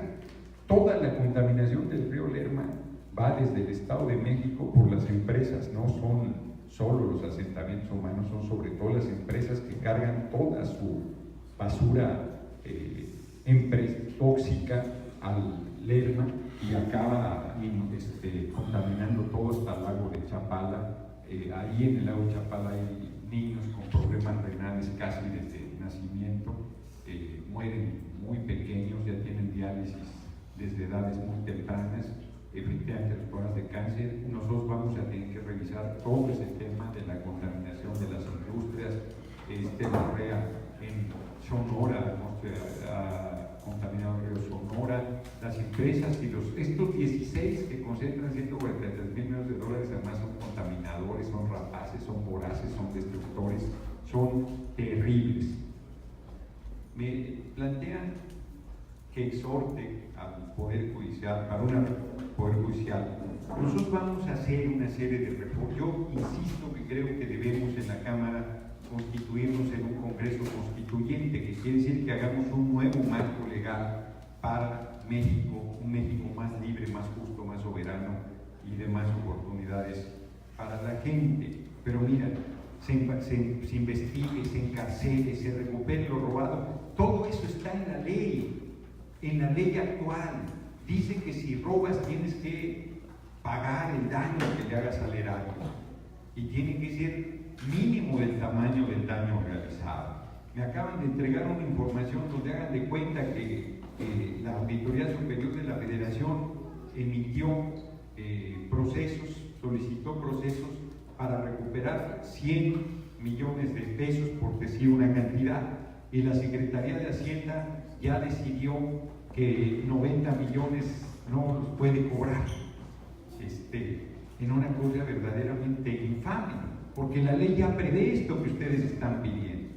Pero a mí no deja de asombrar que les digo, hay una rabia es la palabra, contra los políticos y contra la política. Y si yo les digo que 16 16 empresarios concentran 143,000 millones de dólares y no pagan impuestos, les entra por un rete y les sale por la boca. Nadie dice, oye, esos cabrones que pagan impuestos, nadie lo dice. No, pinches políticos, malditos, que, o sea, rateros, que, o sea, ¿por qué? ¿Por qué Slim no va a pagar impuestos? 300,000 millones de pesos de IVA no pagan. 300,000 millones de pesos de impuestos sobre el producto de la renta no pagan. ¿Por qué nadie me dice hagan una pinche ley para que estos cabrones paguen? No les molesta, les parece bien. Si se fijan cómo nos han metido en la cabeza que un empresario está bien que robe, está bien que contamine, está bien que engañe, está bien que atropelle, está bien que no violente derechos. O sea, ¿por qué? ¿Por qué un empresario puede hacer lo que quiera? Robar, mentir, engañar, explotar, no pagar impuestos, burlar la ley, burlar la autoridad, someter. Cualquiera de ustedes ha vivido con un empleado que pasa por encima de sus derechos. ¿Por qué eso es correcto? ¿Por qué eso no les indigna? ¿Por qué eso no se reclama? De verdad les pregunto por primera vez en un auditorio, porque a mí no deja de sorprenderme que no haya indignación frente a esa situación y que sigamos siendo manipulados por los medios que nos han hecho. Sí hay que pedirles cuentas a los políticos, claro que sí, y los que se benefician con esos políticos que están detrás recibiendo negocios al cobijo del poder. El aeropuerto en el lago de Texcoco no es de Peña, es de Carlos Slim. Que lo construya. ¿Por qué nadie? No, porque destruye. No es que construya destruyendo el lago. O sea, entonces si compra el pinche río Lerma, que lo contamine. Y si le venden el lago de Chapala, pues que lo haga pedazos y que lo llene de veneno. A mí que ya lo compró. No, ni aunque tuviera el dinero para adquirir eso. No. Y que paguen sus impuestos. Que paguen sus impuestos, porque eso no es comunista ni socialista ni nada. Eso es que paguen sus impuestos. ¿Por qué el pueblo que menos gana paga mucho? ¿Y por qué los que se llevan la leche y la vaca no pagan? El que más paga es Slim y paga 6% de impuestos sobre el producto de la renta. La gente paga 38%. 6%. FEMSA de Coca-Cola entre 1.5 y 2%. Cemex, que tiene el monopolio de cemento, entre 1.5 y 2%. Maseca, que tiene el monopolio de la masa de maíz, entre 1.5 y 2%. ¿Por qué? Y sobre todo, ¿por qué no nos encabronamos de eso? Finalmente, yo no sabía de este preso político 3 décadas. Qué fuerte, pásenme los datos también para poder denunciarlo. Porque en Estados Unidos, una de las partes donde manifiesta la falta de libertad, aquí murió Ricardo Flores Magón. No en Texas, sino en Liverpool o algo así se llamaba. No en Missouri, fue creo que en Kansas. En Kansas está esa cárcel. Migrante que migró por razones políticas, porque era perseguido por Porfirio Díaz y se comprometió aquí a las luchas y murió un día antes de ser liberado, asesinado por un celador para no permitirle la libertad. Saco y Vancetti aquí. Ya va a cerrar. Ya me iba a salvar la campana de todos modos, pero ya terminé yo. Simplemente nosotros tenemos que lograr que haya libertad y justicia en todos los lugares. Un momento, no se retiren, permítanme. Les mando un abrazo de mis compañeros. Muchas gracias. Miren,